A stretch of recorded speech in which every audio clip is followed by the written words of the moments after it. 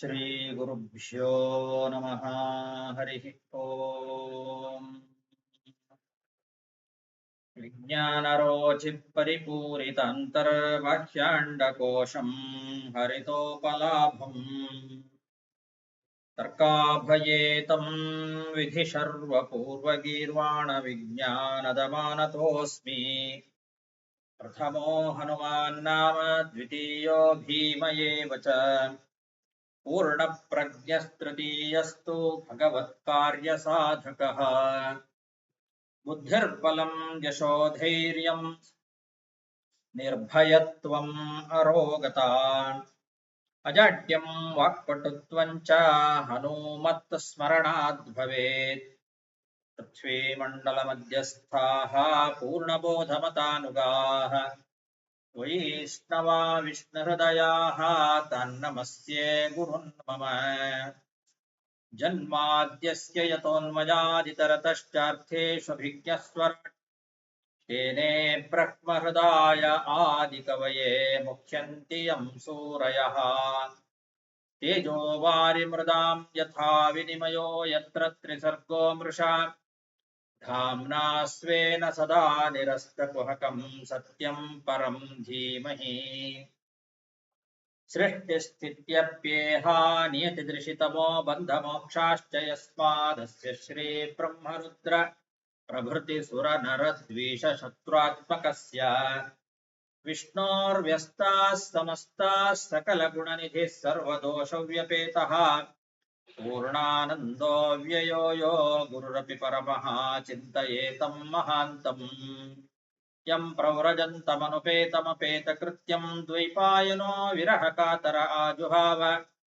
ಪುತ್ರೇತಿ ತನ್ಮಯತಯಾ ತರವೋಪಿ ನೇದುಃ तं ಸರ್ವಭೂತಹೃದಯಂ ಮುನಿಮಾನತೋಸ್ಮಿ.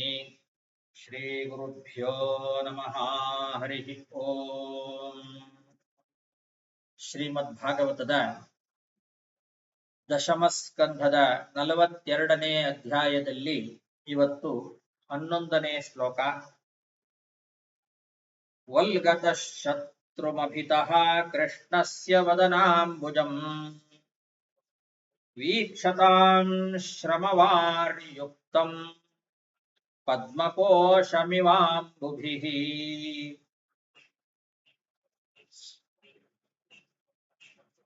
ಕಂಸ ನಿರ್ಮಾಣ ಮಾಡಿರ್ತಕ್ಕಂತಹ ರಂಗಸ್ಥಳದಲ್ಲಿ ಚಾಣೂರ ಮತ್ತು ಮುಷ್ಟಿಕ ಎಂಬಂತಹ ಮಲ್ಲರ ಜೊತೆಯಲ್ಲಿ ಕೃಷ್ಣ ಮತ್ತು ಬಲರಾಮ ಇಬ್ಬರು ಕೂಡ ಮಲ್ಲ ಯುದ್ಧವನ್ನ ಮಾಡ್ತಾ ಇದ್ದಾರೆ.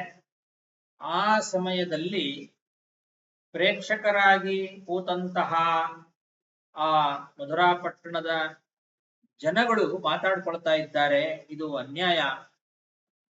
ಬಾಲಕರು ಕೃಷ್ಣ ಮತ್ತು ಬಲರಾಮ, ಅವರ ಜೊತೆಗೆ ಈ ಚಾಣೂರ ಮುಷ್ಟಿಕ ಎಂಬಂತಹ ಬಲಿಷ್ಠರಾದವರು ಮಲ್ಲ ಯುದ್ಧ ಮಾಡೋದು ಇದು ಅನ್ಯಾಯ ಅಂತ ಮಾತಾಡ್ಕೊಳ್ತಾ ಇದ್ದಾರೆ.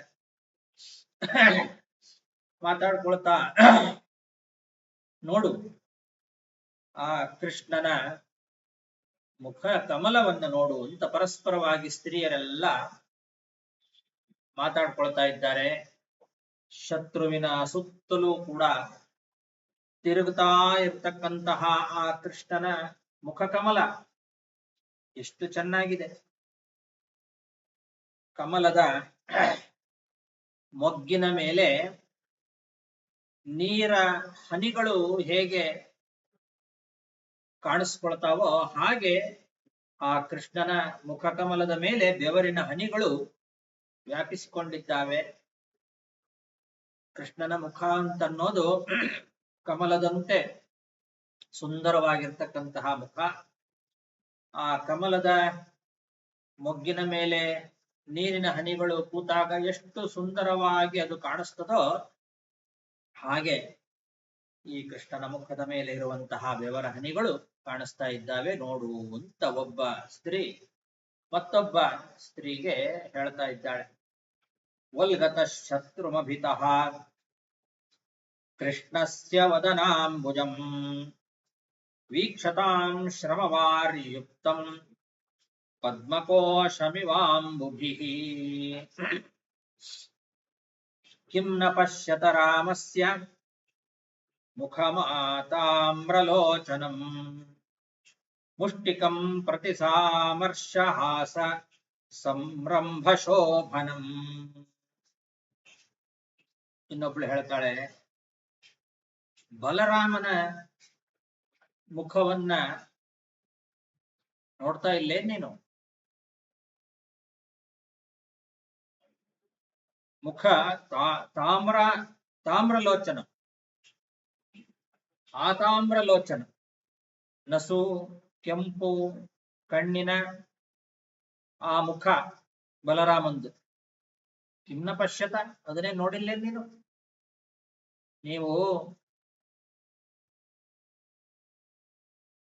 ನೋಡ್ರಿ ಅವನ ಮುಖ ಎಷ್ಟು ಸುಂದರವಾಗಿದೆ ಬಲರಾಮಂದು.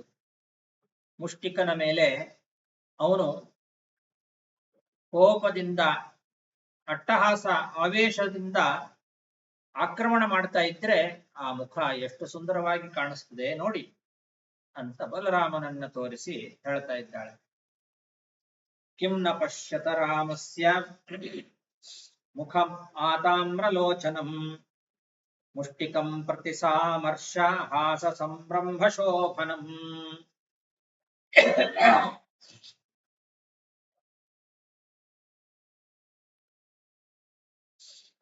ಪುಣ್ಯಾಬತ ವ್ರಜಭುವೋ ಯದಯಂ ನೃಲಿಂಗ ಗೂಢಸ್ಪುರಾಣ ಪುರುಷೋ ವನಚಿತ್ರಮಾಲ್ಯಃ ಗಾಶ್ಚಾರಯನ್ ಸಹ ಬಲಕ್ವಣಯಂಶ್ಚ ವೇಣುಂ ವಿಕ್ರೀಡಯಾಂಚತಿ ಗಿರಾವಮರಾರ್ಚಿತಾಂಘ್ರಿಃ. ಆ ಜನಗಳು ಮಾತಾಡ್ಕೊಳ್ತಾ ಇದ್ದಾರೆ, ಈ ಗೋಕುಲದ ಮಣ್ಣು ಎಷ್ಟು ಪುಣ್ಯ ಮಾಡಿತ್ತೋ, ಆ ಗೋಕುಲದಲ್ಲಿ ಇರುವಂತಹ ಆ ನೆಲ ಬಹಳ ಪವಿತ್ರವಾಗಿದೆ. ಯಾಕೆ ಅಂತಂದ್ರೆ ಅಲ್ಲಿ ಪುರಾಣ ಪುರುಷನಾಗಿರ್ತಕ್ಕಂತಹ ಶ್ರೀಮನ್ನಾರಾಯಣ ಸಾಕ್ಷಾತ್ ಆ ಭಗವಂತ ಶ್ರೀಕೃಷ್ಣನಾಗಿ ಸಾಧಾರಣ ಮನುಷ್ಯರಂತಹ ಶರೀರವನ್ನ ಧಾರಣೆ ಮಾಡಿಕೊಂಡು ತನ್ನ ನಿಜ ಸ್ವರೂಪವನ್ನ ಮರೆಮಾಚಿಕೊಂಡು ಅಲ್ಲಿ ಸಂಚಾರ ಮಾಡ್ತಾ ಇದ್ದಾನೆ ಗೋಕುಲದ ಮಣ್ಣಿನಲ್ಲಿ. ಎಷ್ಟು ಪವಿತ್ರ ಅದು ಆ ಮಣ್ಣು. ಸುಂದರವಾಗಿರ್ತಕ್ಕಂತಹ ವನಮಾಲೆಯನ್ನ ಧಾರಣೆ ಮಾಡಿದ್ದಾನೆ, ವನಚಿತ್ರಮಾಲ್ಯ. ಬಲರಾಮನ ಜೊತೆಗೆ ಗೋವರ್ಧನ ಪರ್ವತದ ಆ ಸುತ್ತಮುತ್ತಲಿನ ಪ್ರದೇಶದಲ್ಲಿ ಹಸುಗಳನ್ನ ಮೇಯಿಸ್ತಾ ವೇಣುಗಾನವನ್ನ ಮಾಡ್ತಾ ಲೀಲೆಯಿಂದ ಸಂಚಾರ ಮಾಡ್ತಾ ಇದ್ದಾನೆ ಭಗವಂತ. ತನ್ನ ನಿಜ ಸ್ವರೂಪವನ್ನ ಮರೆಮಾಚಿ ಗೂಢ, ಅವನು ಪುರಾಣ ಪುರುಷ, ಪುರಾಣ ಪುರುಷನಾಗಿರ್ತಕ್ಕಂತಹ ಆ ನಾರಾಯಣ, ಆದರೆ ಗೂಢ ತನ್ನ ಸ್ವರೂಪವನ್ನ ಮರೆಮಾಚಿ ಸಾಧಾರಣ ಮನುಷ್ಯರಂತೆ ಸಂಚಾರ ಮಾಡ್ತಾ ಇದ್ದಾನೆ. ಆ ಗೋಕುಲದ ಮಣ್ಣು ಅದು ಎಷ್ಟು ಪುಣ್ಯ ಮಾಡಿತ್ತು, ಆ ನೆಲ ಎಷ್ಟು ಪವಿತ್ರವಾಗಿದೆ ನೋಡು ಅಂತಾಳೆ. ಪುಣ್ಯಾಬತ ವ್ರಜ ಭುವೋ ಯದಯಂ ನೃಲಿಂಗ ಗೂಢ ಪುರಾಣ ಪುರುಷೋ ವನಚಿತ್ರಮಾಲ್ಯ ಗಾಶ್ಚಾರಯನ್ ಸಹ ಬಲಕ್ವಣಯಂಶ್ಚ ವೇಣುಂ ವಿಕ್ರೀಡಯಾಂಚತಿ ಗಿರಾವಮರಾರ್ಚಿತಾಂಘ್ರಿಃ.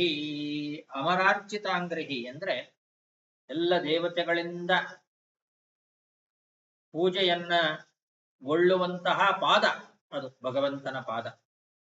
ಆ ಪಾದದಿಂದ ಆ ಒಂದು ಗೋಕುಲದ ನೆಲ ಪವಿತ್ರವಾಗಿದೆ. ಗೋಪ್ಯಸ್ತಪ ಕಿಮಚರನ್ ಯದಮುಷ್ಯ ರೂಪಂ ಲಾವಣ್ಯ ಸಾರ ಮಥನೋತ್ಥಮನನ್ಯ ಸಿದ್ಧಂ. ದೃಗ್ಭಿಪ್ಪಿಬಂತ್ಯನುಸವಾಭಿನವಂ ದುರಾಪಮೇಕಾಂತಧಾಮ ಯಶಸ ಶ್ರಿಯ ಈಶ್ವರಸ್ಯ. ಇನ್ನು ಆ ಗೋಪಿಕಾ ಸ್ತ್ರೀಯರು ಅದೆಷ್ಟು ಪುಣ್ಯ ಮಾಡಿದ್ದಾರೋ ಏನೋ. ಯಾಕೆ ಅಂತಂದ್ರೆ ಅವರು ಈ ಸರ್ವೋತ್ತಮನಾಗಿರ್ತಕ್ಕಂತಹ ಶ್ರೀ ಕೃಷ್ಣ ಪರಮಾತ್ಮನ ರೂಪವನ್ನ ತಮ್ಮ ಎರಡೂ ಕಣ್ಣುಗಳಿಂದ ಪಾನ ಮಾಡ್ತಾರಲ್ಲ. ಕಣ್ಣಿನಿಂದ ಪಾನ ಮಾಡೋದು ಅಂದ್ರೆ ಕಣ್ಣಿನಿಂದ ಸವಿಯೋದು. ಅದನ್ನ ಆ ಭಗವಂತನ ರೂಪವನ್ನ ನೋಡ್ತಾ ನೋಡ್ತಾ ನೋಡ್ತಾ ಅದರಲ್ಲೇ ಆನಂದವನ್ನ ಅನುಭವಿಸ್ತಾರೆ. ಆ ಕಣ್ಣುಗಳಿಂದ ಆ ರೂಪವನ್ನ ಪಾನ ಮಾಡುತ್ತಾರೆ. ಲಾವಣ್ಯ ರಸವನ್ನ ಕಡದಾಗ, ಲಾವಣ್ಯ ಅಂತನ್ನೋ ರಸವನ್ನ ಕಡಿದ್ರೆ ಅದು ಏನೊಂದು ಅದರ ಸಾರಭೂತವಾಗಿರ್ತಕ್ಕಂಥದ್ದು ರೂಪ ಬರಬಹುದೋ ಅಂತಹ ರೂಪದಂತೆ ಇದೆ ಭಗವಂತನ ಈ ರೂಪ ಅಂತಾರೆ. ಲಾವಣ್ಯ ಸಾರಂ ಅಂತ. ನಮಗೆ ಕೆನೆ ಮೊಸರು ಕಡಿದ್ರೆ ಅದರ ಸಾರಭೂತವಾದ ಬೆಣ್ಣೆ ಬರ್ತದೆ, ಕಡದಾಗ ಬರ್ತದೆ. ಹಾಗೆ ಲಾವಣ್ಯ ಸೌಂದರ್ಯ ಏನಿದೆ ಜಗತ್ತಿನಲ್ಲಿ, ಆ ಲಾವಣ್ಯದ ರಸ ಅವನು. ಆ ಲಾವಣ್ಯದ ರಸವನ್ನ ಕಡದಾಗ ಸಿಗುವಂತಹ ಆವಿರ್ಭವಿಸಿರ್ತಕ್ಕಂತಹ ರೂಪ ಅದು. ಅದು ಸ್ವಾಭಾವಿಕವಾಗಿಯೇನೆ ಸುಂದರ. ಅದಕ್ಕೆ ಯಾವ ಆಭರಣಗಳು ಬೇಕಾಗಿಲ್ಲ, ವಸ್ತ್ರಗಳ ಅಲಂಕಾರ ಬೇಕಾಗಿಲ್ಲ, ಏನೂ ಇಲ್ಲದೆ ಸ್ವಭಾವದಿಂದಲೇ ಸಿದ್ಧವಾಗಿರ್ತಕ್ಕಂತಹ ಸೌಂದರ್ಯ ಅದು ಕ್ಷಣ ಕ್ಷಣಕ್ಕೂ ಕೂಡ ಹೊಸ ಹೊಸದು, ನವನವೀನವಾಗಿರ್ತಕ್ಕಂತಹ ಸೌಂದರ್ಯ. ನಿನ್ನೆ ನೋಡಿದ ಸೌಂದರ್ಯಕ್ಕಿಂತ ಇವತ್ತು ನೋಡುವ ಸೌಂದರ್ಯ ಇನ್ನೂ ಹೊಸದಾಗಿ ಕಾಣಿಸ್ತದೆ. ಈಗ ಒಂದು ಕ್ಷಣದ ಹಿಂದೆ ನೋಡಿದ ಸೌಂದರ್ಯಕ್ಕಿಂತ ಮತ್ತು ಮುಂದಿನ ಕ್ಷಣದಲ್ಲಿ ವಿಚಿತ್ರವಾದ ಸುಂದರವಾದ ರೂಪ ಸೌಂದರ್ಯ ಕಾಣಿಸ್ಕೊಳ್ತದೆ. ಹೀಗೆ ನವನವೀನವಾಗಿರ್ತಕ್ಕಂತಹ ಕ್ಷಣ ಕ್ಷಣಕ್ಕೂ ಹೊಸ ಹೊಸದಾಗಿ ಕಾಣುವಂತಹ ಸೌಂದರ್ಯ ಆ ಕೃಷ್ಣನ ಸೌಂದರ್ಯ. ಆ ರೂಪ, ಆ ಸೌಂದರ್ಯ, ಅದನ್ನ ಎಲ್ರಿಗೂ ನೋಡ್ಲಿಕ್ಕೆ ಸಾಧ್ಯ ಇಲ್ಲ. ಆ ಭಗವಂತನ ಅನುಗ್ರಹ ಇಲ್ಲದೆ ಇರ್ತಕ್ಕಂಥವರಿಗೆ ಅದು ನೋಡ್ಲಿಕ್ಕೆ ಸಿಗೋದೇ ಇಲ್ಲ. ದುರಾಪಂ ಅಂತಹ ಆ ಒಂದು ಉತ್ತಮವಾದ ಸೌಂದರ್ಯ ಅದು ಜಗತ್ತಿನ ಕೀರ್ತಿಗೂ ಐಶ್ವರ್ಯಕ್ಕೂ ಮುಖ್ಯ ಆಶ್ರಯವಾಗಿರ್ತಕ್ಕಂಥದ್ದು. ಅಂತಹ ಆ ಭಗವಂತನ ರೂಪವನ್ನ ಆ ಗೋಕುಲದ ಸ್ತ್ರೀಯರು, ಗೋಪಿಕಾ ಸ್ತ್ರೀಯರು ತಮ್ಮ ಕಣ್ಣುಗಳಿಂದ ಪಾನ ಮಾಡ್ತಾರೆ ಅಂತಂದ್ರೆ ಅದು ಎಷ್ಟು ಪುಣ್ಯ ಮಾಡಿದ್ದಾರೋ, ಅದೆಷ್ಟು ತಪಸ್ಸು ಮಾಡಿದ್ದಾರೋ ಅವರು ಹಿಂದಿನ ಜನ್ಮಗಳಲ್ಲಿ ಇದನ್ನ ಪಡಿಲಿಕ್ಕೆ ಅಂತ ಪರಸ್ಪರವಾಗಿ ಮಾತಾಡ್ಕೊಳ್ತಾ ಇದ್ದಾರೆ ಮಧುರೆಯ ಸ್ತ್ರೀಯರು. ಗೋಪ್ಯಸ್ತಪ ಕಿಮಚರನ್ ಯದಮುಷ್ಯ ರೂಪಂ ಲಾವಣ್ಯ ಸಾರಮಥನೋತ್ಥಮನನ್ಯ ಸಿದ್ಧಂ ದೃಗ್ಭಿಪ್ಪಿಬಂತ್ಯನುಸವಾಭಿನವಂ ದುರಾಪಂ ಏಕಾಂತಧಾಮ ಯಶಸ ಶ್ರಿಯ ಈಶ್ವರಸ್ಯ. ಯಾದೋಹನೆ ವಹನನೆ ಮಥನೋಪಜಲ್ಪ ಪ್ರೇಂಖೇಂಖನಾರ್ಭರುದಿತೋ ಕ್ಷಣಮಜ್ಜನಾದೌ ಗಾಯಂತಿ ಚೈನಮನುರಕ್ತಧಿಯೋಶ್ರುಕಂಠ್ಯಃ ಪುಣ್ಯಾವ್ರಜಸ್ತ್ರಿಯ ಉರುಕ್ರಮಚಿತ್ತಯಾಮಾಹ.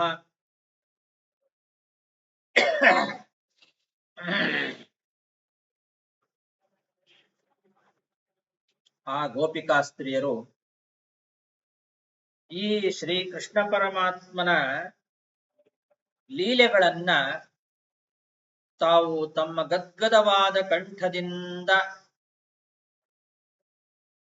ಕಣ್ಣಿನಲ್ಲಿ ಆನಂದ ಬಾಷ್ಪವನ್ನ ಸುರಿಸ್ತಾ ಹಾಡ್ತಾರೆ ಈ ಕೃಷ್ಣನ ಲೀಲೆಗಳನ್ನ. ಯಾಕೆ ಅವರಿಗೆ ಕಣ್ಣಿನಲ್ಲಿ ಆನಂದ ಬಾಷ್ಪ ಅಂತಂದ್ರೆ ಅವರ ಮನಸ್ಸು ಕೃಷ್ಣನಲ್ಲೇ ನೆಟ್ಟು ಹೋಗಿಬಿಟ್ಟಿದೆ. ಹಾಗಾಗಿ ಸದಾ ಕಾಲ ಆ ಭಗವಂತನ ಕೃಷ್ಣನ ಲೀಲೆಗಳನ್ನ ಹಾಡ್ತಾ ಇರ್ತಾರೆ. ಅವರು ಮನೆ ಕೆಲಸ ಮಾಡುವಾಗಲೂ ಸರಿ, ಸ್ನಾನ ಮಾಡುವಾಗಲೂ ಸರಿ, ಅಥವಾ ತಮ್ಮ ಮಕ್ಕಳಿಗೆ ಸ್ನಾನ ಮಾಡಿಸುವಾಗಲೂ ಅಷ್ಟೇ, ಮಕ್ಕಳನ್ನ ಆಟ ಆಡಿಸುವಾಗ, ತಮ್ಮ ಮಕ್ಕಳನ್ನ ತೊಟ್ಟಿಲಲ್ಲಿ ಹಾಕಿ ತೂಗುವಾಗ, ಯಾರ್ದೋ ಜೊತೆಗೆ ಹರಟೆ ಹೊಡೆಯುವಾಗ, ಹಾಲು ಕರೆಯೋ ಸಮಯದಲ್ಲಿ, ಹಾಗೆ ಮೊಸರು ಕಡಿಯುವ ಸಮಯದಲ್ಲಿ, ಮತ್ತೆ ಯಾವುದಾದರೂ ಧಾನ್ಯಗಳನ್ನ ಹಾಕಿ ಒನಕೆಯಿಂದ ಕುಟ್ಟುವಾಗ, ಹೀಗೆ ಪ್ರತಿಯೊಂದು ಸಮಯದಲ್ಲಿಯೂ ಕೂಡ ಆ ಕೃಷ್ಣನ ಲೀಲೆಗಳನ್ನ ಹಾಡಿ ಹೊಗಳುತ್ತಾರೆ ಅವರು. ದೋಹನೆ, ಅವಹನನೆ, ಮಥನ, ಉಪಜಲ್ಪ ಅಂದ್ರೆ ಮತ್ತೊಬ್ಬರ ಜೊತೆ ಹರಟೆ ಹೊಡೆಯೋದು, ಪ್ರೇಂಖ ತೊಟ್ಟಿಲಲ್ಲಿ ಹಾಕಿ ತೂಗೋದು, ಮಕ್ಕಳನ್ನ ಆಟ ಆಡಿಸೋದು, ಮಕ್ಕಳಿಗೆ ಸ್ನಾನ ಮಾಡಿಸೋದು, ತಾವು ಸ್ನಾನ ಮಾಡುವಾಗ ಅಥವಾ ಬೇರೆ ಬೇರೆ ಮನೆ ಕೆಲಸಗಳನ್ನ ಮಾಡುವಾಗ, ಎಲ್ಲ ಸಮಯದಲ್ಲಿ ಆ ಗೋಪಿಕಾ ಸ್ತ್ರೀಯರು ಆ ಕೃಷ್ಣನ ಲೀಲೆಗಳನ್ನೇ ಹಾಡ್ತಾ ಇರ್ತಾರೆ. ಅವರಿಗೆ ಆ ಭಗವಂತನಲ್ಲೇ ಮನಸ್ಸು ನೆಟ್ಟಿರೋದ್ರಿಂದ ಕಣ್ಣಲ್ಲಿ ಆನಂದ ಬಾಷ್ಪ ಸುರಿತಾ ಇರ್ತದೆ. ಹೀಗೆ ಭಗವಂತನಾದ ಆ ಶ್ರೀಕೃಷ್ಣ ಪರಮಾತ್ಮನಲ್ಲಿ ಮನಸ್ಸನ್ನ ಇಟ್ಟು ಕಾಲ ಕಳಿತಕ್ಕಂತಹ ಆ ಗೋಪಿಕಾ ಸ್ತ್ರೀಯರೇನಿದ್ದಾರಲ್ಲ, ಎಷ್ಟು ಪುಣ್ಯ ಮಾಡಿರ್ತಾರಪ್ಪ ಅವರು ಅಂತ ಮಾತಾಡ್ಕೊಳ್ತಾ ಇದ್ದಾರೆ. ಪುಣ್ಯಾಹ ವ್ರಜಸ್ತ್ರೀಯ, ನಿಜವಾಗ್ಲೂ ಪುಣ್ಯವತಿಯರವರೆಲ್ಲ. ಯಾದೋಹನೆ ವಹನನೆ ಮಥನೋಪಜಲ್ಪ ಪ್ರೇಂಖೇಂಖನಾರ್ಭರುದಿತೋ ಕ್ಷಣಮಜ್ಜನಾದೌ ಗಾಯಂತಿ ಚೈನಮನುರಕ್ತಧಿಯೋಶ್ರುಕಂಠ್ಯಃ ಪುಣ್ಯಾವ್ರಜಸ್ತ್ರಿಯವುರುಕ್ರಮಚಿತ್ತಯಾಮಾಹ ಪ್ರಾತರ್ವ್ರಜಾದ್ವ್ರಜತ ಆವಿಶತಶ್ಚ ಸಾಯಂ ಗೋಭಿಃ ಸಮಂ ಕೊಣಯತೋಸ್ಯ ನಿಶಮ್ಯ ವೇಣುಂ ನಿರ್ಗತ್ಯ ತೂರ್ಣಮಬಲಾಪಥಿ ಭೂರಿ ಪುಣ್ಯಾಃ ಪಶ್ಯಂತಿ ಸಸ್ಮಿತ ಮುಖಂ ಸದಯಾವಲೋಕಂ. ಆ ಗೋಕುಲದ ಗೋಪಿಕಾಸ್ತ್ರೀಯರೇನಿದ್ದಾರೆ ನಿಜವಾಗ್ಲೂ ಪುಣ್ಯವತಿಯರವರೆಲ್ಲ. ಯಾಕೆ ಅಂತಂದ್ರೆ ಶ್ರೀಕೃಷ್ಣ ಬೆಳಿಗ್ಗೆ ಗೋವುಗಳ ಜೊತೆಗೆ ಗೋಕುಲದಿಂದ ಅವುಗಳನ್ನ ಮೇಯಿಸ್ಲಿಕ್ಕೆ ಅಂತ ಹೊರಗೆ ಹೋಗುವಾಗಲೂ, ಸಾಯಂಕಾಲ ಆ ಎಲ್ಲ ಗೋವುಗಳ ಜೊತೆಗೆ ಹಿಂತಿರುಗಿ ಬರುವಾಗಲೂ ಆ ಗೋಪಿಕಾಸ್ತ್ರೀಯರು ಆ ಭಗವಂತನ ವೇಣುನಾದವನ್ನ ಕೇಳಿ ಕೂಡಲೇ ಹೊರಗೆ ಬಂದು ಬೀದಿಯಲ್ಲಿ ಆ ಭಗವಂತ ಬೀರುವ ದಯಾದೃಷ್ಟಿ ಏನಿದೆ ಅಲ್ಲ, ಅದನ್ನು ಅನುಭವಿಸ್ತಾ ಇದ್ದಾರೆ. ಆ ಭಗವಂತನ ಮಂದಹಾಸದಿಂದ ಕೂಡಿರ್ತಕ್ಕಂತಹ ಮುಖವನ್ನ ನೋಡುತ್ತಾರೆ. ಇದಕ್ಕಿಂತ ದೊಡ್ಡ ಪುಣ್ಯ ಇನ್ನೇನಿದೆ? ಕೃಷ್ಣ ಆ ಹಸುಗಳನ್ನ ಕರ್ಕೊಂಡು ಹೋಗುವಾಗಲೂ ಬೆಳಗ್ಗೆ ವೇಣುಗಾನ ಮಾಡ್ತಾ ಹೋಗ್ತಾನೆ. ಆ ವೇಣುಗಾನವನ್ನ ಕೇಳಿದ ತಕ್ಷಣದಲ್ಲೇ ಎಲ್ಲರೂ ಹೊರಗೆ ಬರ್ತಾರೆ. ಮನೆಯಿಂದ ಹೊರಗೆ ಬಂದು ಆ ಭಗವಂತನ ಮುಖಕಮಲವನ್ನು ನೋಡ್ತಾರೆ. ಸಾಯಂಕಾಲ ಹಸುಗಳನ್ನು ಕರ್ಕೊಂಡು ಬರುವಾಗಲೂ ನೋಡ್ತಾರೆ. ಭಗವಂತನ ಸಸ್ಮಿತ ಮುಖಂ ಸದಯಾವಲೋಕಂ, ಮಂದಹಾಸದಿಂದ ಕೂಡಿರ್ತಕ್ಕಂತಹ ಆ ಮುಖ ಮತ್ತು ಆ ಭಗವಂತನ ದಯಾಪೂರ್ಣವಾದ ದೃಷ್ಟಿ ಇವರ ಮೇಲೆ ಬೀಳ್ತದಲ್ಲ, ಅಂಥ ಪುಣ್ಯವತಿಯರು ಅವರೆಲ್ಲ ಅಂತ ಮಾತಾಡ್ಕೊಳ್ತಾ ಇದ್ದಾರೆ. ಪ್ರಾತರವ್ರಜಾದ್ವ್ರಜತ ಆವಿಶತಶ್ಚ ಸಾಯಂ ಗೋಭಿಃ ಸಮಂ ಕೊಣಯತೋಸ್ಯ ನಿಶಮ್ಯ ವೇಣುಂ. ನಿರ್ಗತ್ಯ ತೂರ್ಣಮಬಲಾತ್ ಪಥಿ ಭೂರಿ ಪುಣ್ಯಾಃ ಪಶ್ಯಂತಿ ಸಸ್ಮಿತ ಮುಖಂ ಸದಯಾವಲೋಕಂ ಏವಂ ಪ್ರಭಾಷಮಾಣಾಸು ಸ್ತ್ರೀಷು ಯೋಗೇಶ್ವರೋ ಹರಿಃ ಶತ್ರುಂ ಹಂತುಂ ಮನಶ್ಚಕ್ರೆ ಭಗವಾನ್ ಭರತರ್ಷಭ. ಶುಕಾಚಾರ್ಯರು ಪರೀಕ್ಷಿತ್ ರಾಜನಿಗೆ ಹೇಳ್ತಾ ಇದ್ದಾರೆ, ಲೇ ಭರತರ್ಷಭ ರಾಜನೇ, ಈ ಮಥುರಾ ಪಟ್ಟಣದ ಸ್ತ್ರೀಯರು ಪರಸ್ಪರವಾಗಿ ಹೀಗೆ ಮಾತಾಡ್ಕೊಳ್ತಾ ಇರುವಾಗಲೇನೆ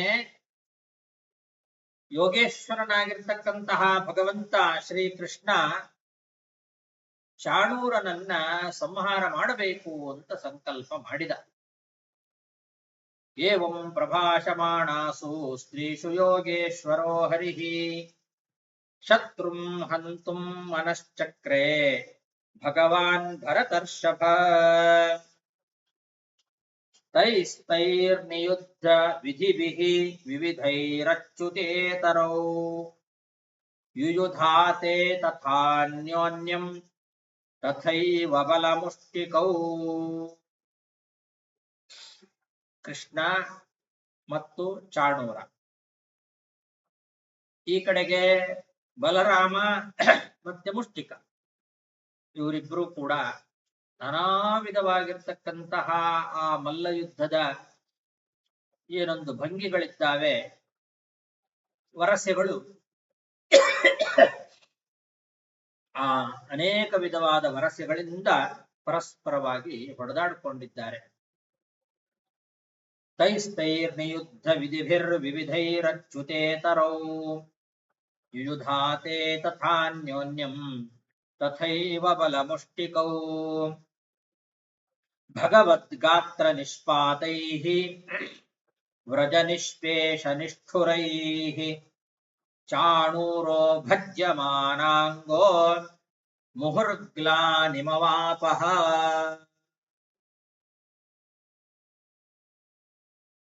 ಭಗವಂತನ ಕೈ ಅದು ಅತ್ಯಂತ ಮೃದುವಾದದ್ದು ನಿಜ, ಆದರೆ ಶತ್ರುವಿಗೆ ಒಂದು ಏಟು ಕೊಟ್ಟ ಅಂತಂದ್ರೆ ಅದು ವಜ್ರಾಯುಧಕ್ಕಿಂತಲೂ ಕೂಡ ಕಠೋರವಾಗಿರ್ತಕ್ಕಂತಹ ಏಟು. ಅಂತಹ ಭಗವಂತನ ಕೈ ಏನಿದೆ, ಆ ವಜ್ರದಂತೆ ವಜ್ರಕ್ಕಿಂತಲೂ ಕಠಿಣವಾಗಿರ್ತಕ್ಕಂತಹ ಭಗವಂತನ ಆ ಮೈ ಏಟಿನಿಂದ ಚಾಣೂರ ಅವನ ಶರೀರ ಜರ್ಜರಿತವಾಗಿ ಹೋಯ್ತಂತೆ. ಆ ಚಾಣೂರ ಕೃಷ್ಣನ ಕೈಯಿಂದ ಹೊಡೆಸ್ಕೊಂಡು ಅವನು ಬದುಕಲೋ ಬೇಡೋ ಅನ್ನೋ ರೀತಿ ಆಗೋಯ್ತು ಅವನದು ಪರಿಸ್ಥಿತಿ. ಅವನು ಮತ್ತೆ ಮತ್ತೆ ಆ ಕೃಷ್ಣ ಹೊಡಿತಾ ಇದ್ರೆ ಆ ಕೃಷ್ಣನ ಏಟಿಗೆ ಅವನ ಮೈಯೆಲ್ಲ ಭಜ್ಯಮಾನಾಂಗ ಮುರಿದಾಗ್ತಾ ಇದೆ. ಗ್ಲಾನಿಮವಾಪ, ಪ್ರಾಣ ಸಂಕಟಕ್ಕೆ ಈಡಾಗಿ ಬಿಟ್ಟ ಆ ಚಾಣೂರ. ಭಗವದ್ಗಾತ್ರ ನಿಷ್ಪಾತೈರ್ವ್ರಜ ನಿಷ್ಪೇಷ ನಿಷ್ಠುರೈಃ ಚಾಣೂರೋ ಭಜ್ಯಮಾನಾಂಗೋ ಮುಹುರ್ಗ್ಲಾನಿಮವಾಪಃ ಸಶ್ಯೇನ ವೇಗ ಉತ್ಪತ್ಯ ಮುಷ್ಟೀಕೃತ್ಯ ಕರಾವುಭೌ ಭಗವಂತಂ ವಾಸುದೇವಂ ಕ್ರುದ್ಧೋ ವಕ್ಷಸ್ಯ ತಾಡಯತೆ. ಅವನೇನು ಮಾಡಿದ,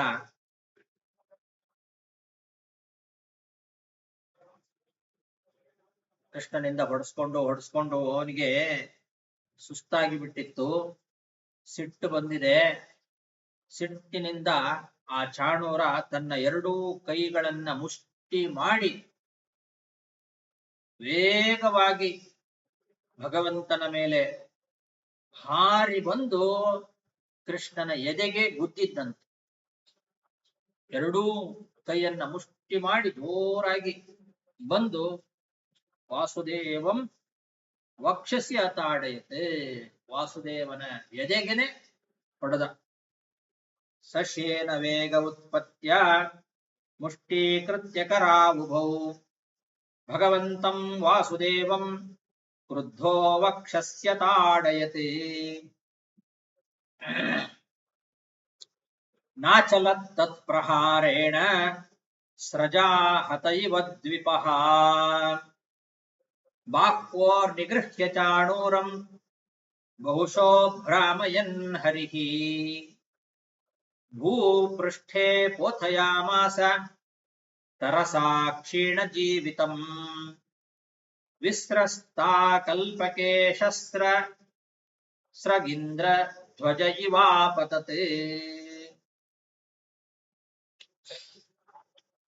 ಕೃಷ್ಣನ ಎದೆಗೆ ಗಟ್ಟಿಯಾಗಿ ಎರಡೂ ಮುಷ್ಟಿಗಳನ್ನ ಜೋರಾಗಿ ಗಟ್ಟಿಯಾಗಿ ಮುಷ್ಟಿ ಮಾಡಿ ಹೊಡೆದ್ರೆ ಕೃಷ್ಣನಿಗೆ ಅದೇನೂ ಗೊತ್ತೇ ಆಗ್ಲಿಲ್ಲ. ಆನೆಗೆ ಒಂದು ಹೂವಿನ ಮಾಲೆಯಿಂದ ಹೊಡೆದ್ರೆ ಏನಾಗ್ತದೆ? ಹೂವಿನ ಮಾಲೆಯನ್ನ ತಗೊಂಡು ಆನೆಗೆ ಹೊಡೆದ್ರೆ ಹೇಗಾಗುತ್ತೋ ಹಾಗಾಯ್ತಂತೆ. ಸ್ರಜಾ ಹತ ಇವ ದ್ವಿಪಃ ಅಂತಾರೆ. ಆ ಚಾಣೂರ ತನ್ನ ಎಲ್ಲಾ ಶಕ್ತಿಯನ್ನು ಪ್ರಯೋಗ ಮಾಡಿ ಗುದ್ದಿದ್ದ. ಆ ಚಾಣೂರನ ಹೊಡೆತದಿಂದ ಕೃಷ್ಣನಿಗೆ ಏನೂ ಆಗ್ಲಿಲ್ಲ. ಅವನು ಯಾವುದೇ ರೀತಿ ವಿಚಲಿತನಾಗಲೇ ಇಲ್ಲ. ಕೃಷ್ಣ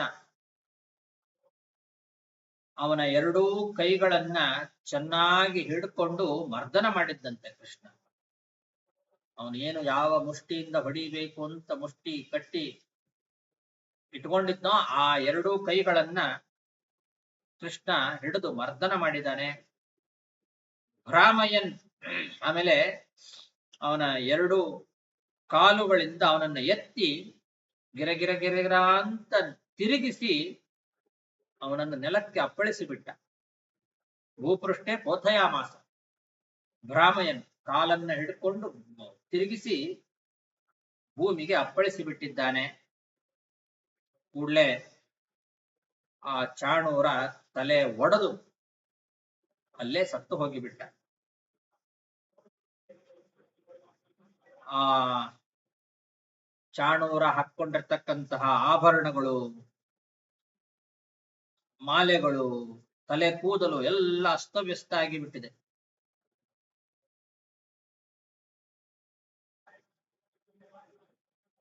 ಅವನು ನೆಲಕ್ಕೆ ಬಿದ್ರೆ ಹೇಗಿತ್ತು ಅಂತಂದ್ರೆ ಅದಕ್ಕೊಂದು ದೃಷ್ಟಾಂತ ಕೊಡ್ತಾರೆ. ಈ ಉತ್ಸವಗಳಲ್ಲಿ ಪೂಜೆಗೆ ಅಂತ ಒಂದು ದೊಡ್ಡ ಧ್ವಜಸ್ತಂಭವನ್ನ ನಿಲ್ಲಿಸಿರ್ತಾರೆ. ಇಂದ್ರಧ್ವಜ ಅಂತ ಕರೀತಾರೆ. ದೊಡ್ಡ ದೊಡ್ಡ ದೇವಸ್ಥಾನಗಳ ಮುಂದೆ ಉತ್ಸವದ ಕಾಲದಲ್ಲಿ ಎಲ್ಲ ಇರ್ತದೆ, ನೋಡಿರ್ಬೋದು. ದೊಡ್ಡ ಧ್ವಜಸ್ತಂಭ, ಆ ಇಂದ್ರಧ್ವಜ, ಆ ಪೂಜೆಗೋಸ್ಕರ ಅಂತ ಇಟ್ಟಂತಹ ಇಂದ್ರಧ್ವಜವೇ ಮುರಿದು ಕೆಳಗೆ ಬಿದ್ದಂತೆ ಆಯ್ತಂತೆ. ಆ ರೀತಿ ಆ ಚಾಣೂರ ನೆಲಕ್ಕೆ ಬಿದ್ದು ತನ್ನ ಪ್ರಾಣವನ್ನ ಕಳ್ಕೊಂಡ. ಬಾಹ್ವೋರ್ ನಿಗೃಹ್ಯ ಚಾಣೂರಂ ಬಹುಶೋ ಭ್ರಾಮಯನ್ ಹರಿಹಿ ಅಂತಿದೆ.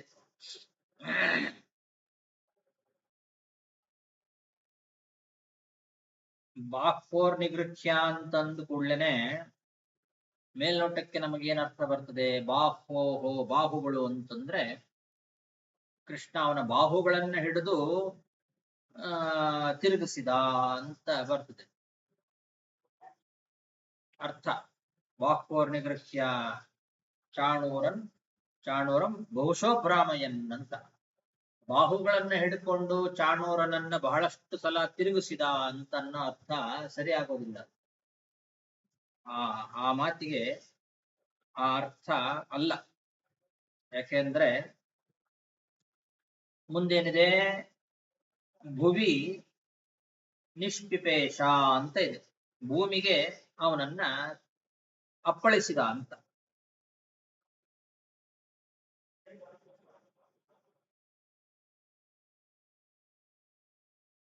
ತಾತ್ಪರ್ಯ ನಿರ್ಣಯದಲ್ಲಿ ಆಚಾರ್ಯರು ಇದಕ್ಕೆ ನಿರ್ಣಯವನ್ನ ಕೊಡ್ತಾ ಹೇಳ್ತಾರೆ. ಪದೋರ್ ಜಗೃಹೆ ಸ್ವಶತ್ರುಂ ಅಂತಿದೆ. ಪದೋರ್ಜಗೃಹೇ ಸ್ವಶತ್ರುಂ ಉದ್ಭ್ರಾಮ್ಯ ಭುವಿ ನಿಷ್ಪಿಪೇಶ ಅಂತ ಇದು ಆಚಾರ್ಯರು ನಮಗೆ ನಿರ್ಣಯವನ್ನು ಕೊಟ್ಟಿದ್ದಾರೆ ತಾತ್ಪರ್ಯ ನಿರ್ಣಯದಲ್ಲಿ. ಹಾಗಾಗಿ ಅವನ ಕಾಲುಗಳನ್ನ ಹಿಡ್ಕೊಂಡು ತಿರುಗಿಸಿ ಭೂಮಿಗೆ ಅಪ್ಪಳಿಸಿದ ಅಂತ ಇದು ಆಚಾರ ಕೊಟ್ಟಂತಹ ನಿರ್ಣಯ. ವಾದಿರಾಜ ಸ್ವಾಮಿಗಳು ಈ ಪ್ರಕರಣವನ್ನ ವ್ಯಾಖ್ಯಾನ ಮಾಡುತ್ತಾ ರುಕ್ಮಿಣೀಶ ವಿಜಯದಲ್ಲಿ ಅವರು ಕೂಡ ಎರಡು ಕಾಲುಗಳನ್ನ ಹಿಡಿದು ಎತ್ತಿ ಗಿರಗಿರಗಿರ ಅಂತ ತಿರುಗಿಸಿ ನೆಲಕ್ಕೆ ಅಪ್ಪಳಿಸಿದ.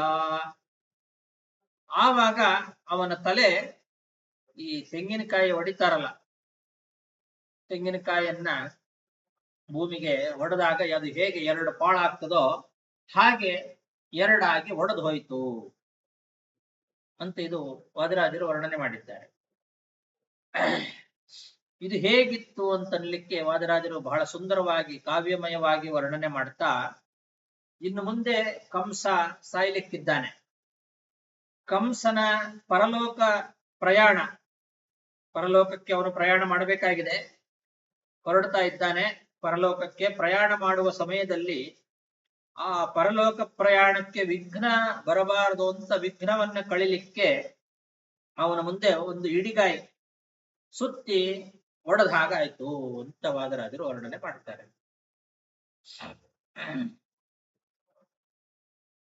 ಪ್ರಯಾಣ ಮಾಡುವಾಗ ಗಾಡಿಗೆ ಸುತ್ತಿ ನಾವೇನ್ ಮಾಡ್ತೇವೆ, ಕಾಯನ್ನ ಹೊಡಿತೇವೆ ವಿಘ್ನ ಬರಬಾರದು ಅಂತ. ಹಾಗೆ ಕಂಸನ ಪರಲೋಕ ಪ್ರಯಾಣಕ್ಕೆ ಇಡಿಗಾಯನ್ನ ಸುತ್ತಿ ಒಡೆದಾಗಾಯ್ತು, ತಿರುಗಿಸಿ ಒಡೆದದ್ದು. ಕಾಯನ್ನ ತಿರುಗಿಸಿ ಹೊಡಿತೇವಲ್ಲ ಹಾಗಾಯ್ತು ಅಂತ ರಾಜರು ವರ್ಣನೆ ಮಾಡಿದ್ದಾರೆ.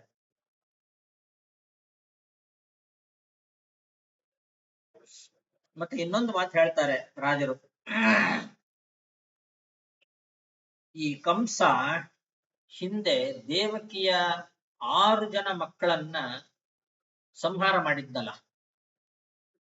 ಕೃಷ್ಣ ಹುಟ್ಟೋದಕ್ಕಿಂತ ಮುಂಚೆ 6 ಜನ ಮಕ್ಕಳನ್ನ ಕಂಸ ಏನ್ ಮಾಡಿದ್ದ, ಹೀಗೆ ಸಂಹಾರ ಮಾಡಿದ್ದ. ಆ ಮಕ್ಕಳ ಕಾಲುಗಳನ್ನ ಹಿಡ್ಕೊಂಡು ಎತ್ತಿ ನೆಲಕ್ಕೆ ಅಪ್ಪಳಿಸಿದ್ದ. ಹಿಂದೆ ಅದನ್ನು ವರ್ಣನೆ ಮಾಡಿದ್ದಾರೆ. ಅದಕ್ಕೆ ಸರಿಯಾಗಿ ಪ್ರತೀಕಾರ ಆಯ್ತು ಇವಾಗ ಅಂತ ಅದನ್ನು ಹೇಳ್ತಾರೆ ರಾಜರು. ಆದ್ರಿಂದ ಕಾಲುಗಳನ್ನ ಹಿಡ್ಕೊಂಡೇ ತಿರುಗಿಸಿ ನೆಲಕ್ಕೆ ಅಪ್ಪಳಿಸಿತ್ತು ಚಾಣೂರನನ್ನ, ಕೈಗಳನ್ನ ಹಿಡ್ಕೊಂಡಲ್ಲ. ಆದ್ರೆ ಇಲ್ಲಿ ಭಾಗವತ ಹೇಳುವಾಗ ಬಾಹ್ಪೋರ್ ನಿಗೃಹ್ಯ ಚಾಣೂರಂ ಅಂತ ಇದೆ. ಬಾಹ್ಪೋರ್ ನಿಗೃಹ್ಯ ಅಂತ ಅನ್ನೋದಕ್ಕೆ ಅನ್ವಯವನ್ನ ಸ್ವಲ್ಪ ವ್ಯತ್ಯಾಸ ಮಾಡ್ಕೊಳ್ಬೇಕು ನಾವು. ಬಾಹುಗಳಲ್ಲಿ ಮರ್ದನ ಮಾಡಿ ಅಂತ ಇಟ್ಕೊಳ್ಬೇಕು. ಅವನ ಬಾಹುಗಳನ್ನ ಚೆನ್ನಾಗಿ ಮರ್ದನ ಮಾಡಿದ, ಆಮೇಲೆ ಕಾಲುಗಳನ್ನು ಹಿಡಿದು ಚೆನ್ನಾಗಿ ತಿರುಗಿಸಿ ಕೆಳಗೆ ಅಪ್ಪಳಿಸಿದ ಅಂತ ಹೀಗೆ ಅದರ ಅಭಿಪ್ರಾಯವನ್ನ ಇಟ್ಕೊಳ್ಬೇಕು. ನಾಚಲತ್ ತತ್ಪ್ರಹಾರೇಣ ಸ್ರಜಾ ಹತ ಇವ ದ್ವಿಪಃ ಬಾಹ್ಪೋರ್ ನಿಗೃಹ್ಯ ಚಾಣೂರಂ ಬಹುಶೋ ಭ್ರಾಮಯನ್ ಹರಿಃ ಭೂಪೃಷ್ಠೇ ಬೋಧಯಾಮಾಸ ತರಸಾ ಕ್ಷೀಣ ಜೀವಿತಂ ವಿಸ್ರಸ್ತಾ ಕಲ್ಪಕೇಶಸ್ರಗೀಂದ್ರಧ್ವಜ ಇವಾಪತತ್.